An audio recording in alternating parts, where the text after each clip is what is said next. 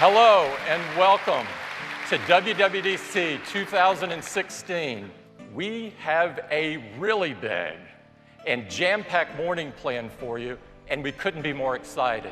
We now have 2 million apps on the App Store.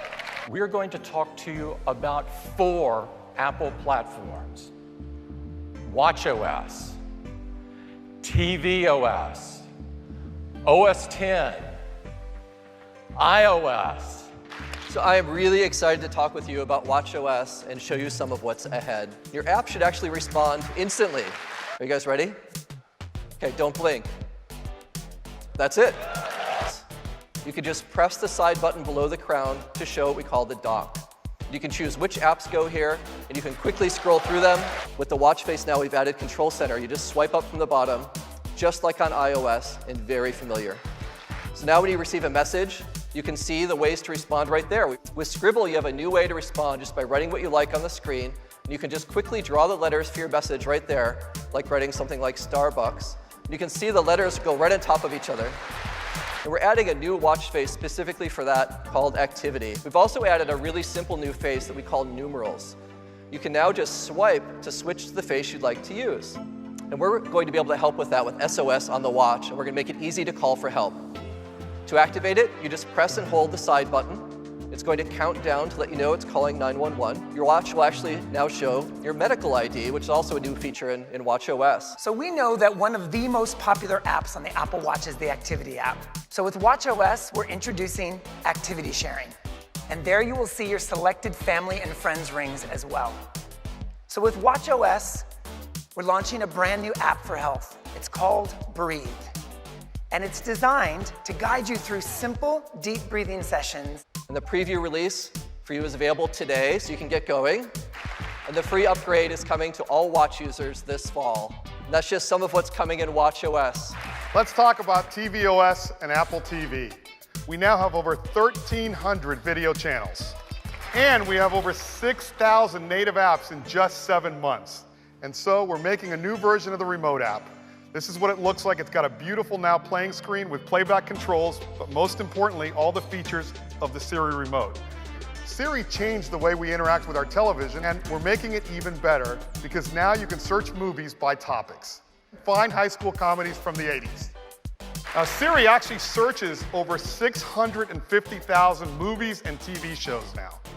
But what about YouTube? Search YouTube for Steph Curry's three-pointers. We've got a great new feature called Live Tune-In. Watch ESPN2. Taken straight to the action. Single sign-on to dark mode. And all of you will get a developer preview today, and our customers will get it this fall. The name of the world's most advanced desktop operating system is now macOS. Our latest, newest OS X is macOS Sierra. Auto unlock, like this. And we're in universal clipboard. But what if when you were on even your iPhone and you found some text and you just went to copy it, that when you then went to your Mac, well, you could just paste it right in. So let's make our desktop available on our other Macs as well, and have those files be available to us on the go on our iPhones. Next up, optimize storage. First, it helps you make room for the files, your new files, by keeping your older ones up in the cloud. But we also want to make it easy for you to get rid of files you'll never use again. We turned on all the switches for optimized storage, and we went from 20 gigs free to 150 gigs free. We're bringing Apple Pay to the web. When you click it, a sheet comes down and actually prompts you to securely authenticate your purchase using continuity right on your iPhone with Touch ID. Picture in picture. Well, now you can push the picture in picture button. Your video goes into a nice little pip. Hi, it's me. It sure is great to be on the Mac. Show the files I worked on last week about the offsite. Have I ever told you your filing is so stylin'? Sierra is available to you developers in developer preview form today, and we're doing a public beta in July. You can sign up now at beta.apple.com, and it'll be available to everyone else in the fall across all of these systems. pleased to introduce iOS 10. In iOS 10, we've redesigned the experience of the lock screen. I just raise my wrist and my phone wakes up just like that. This is especially great with messages. Let's 3D touch into that one. And here you see, I see the message that was sent to me. I can respond right here. Control Center is available from the bottom of the screen as well, but if I swipe over, you see we have a special area for our music. We've made it easier than ever to get at your camera from the lock screen. So I can just slide over from the right, and there's my camera. And we've made it easier than ever to get at your widgets. Just slide over the other way. And if I want that widget available to me at all times on my Today view, I can just add that widget like that. If I tap in, live action. Siri, because we're opening up Siri to developers. Send a WeChat to Nancy saying, I'll be 5 minutes late. Quick type. Well, now we're using deep learning, and so it can extract information from a message that maybe says, oh, you're talking about dim sum at 11 a.m. on Sunday. Well, when you go to automatically create a calendar event, Siri can pre-fill it for you. Photos. The big news in photos this year is advanced computer vision. Facial recognition to object and scene recognition as well. We can bring forward things like trips. We can figure out that you might want to see photos of a highlight reel of the last weekend, or we can bring forward memories of people that are special to you and topics. Most important, we pull these together into an intuitive user interface. Let's get started with Maps. It's more proactive. So you slide up from the bottom and you can see suggestions. Maps knows that usually at this time, I usually go to work. Now we're applying all of these new designs to navigation as well. And we give you quick controls to let you see route details. So now you can even look and see on your route where food or gas stations are, and Maps will tell you how much longer it'll take if you go to any one of those. Music. So today, we've got an all-new Apple Music redesigned from the ground up. And now, their lyrics. So come on, we're gonna rap. Let's talk about news.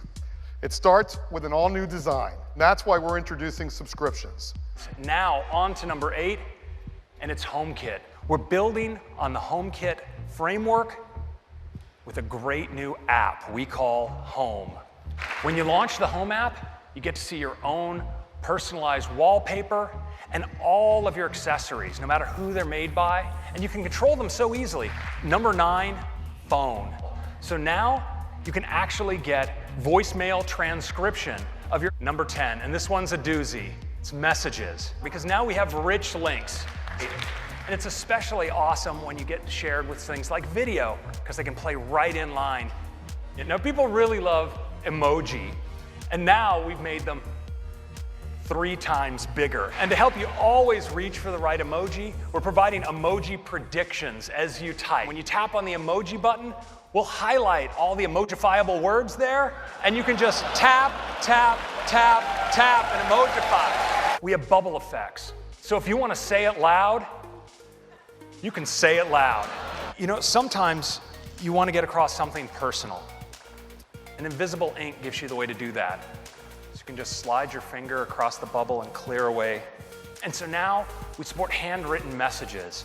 Think handwriting bubbles. You see when it comes across, the care there is the ink just settles in. And of course we support digital touch as well, so you can send these very lively sketches. And sometimes what you say really deserves using the whole screen. So now messages can do that as well.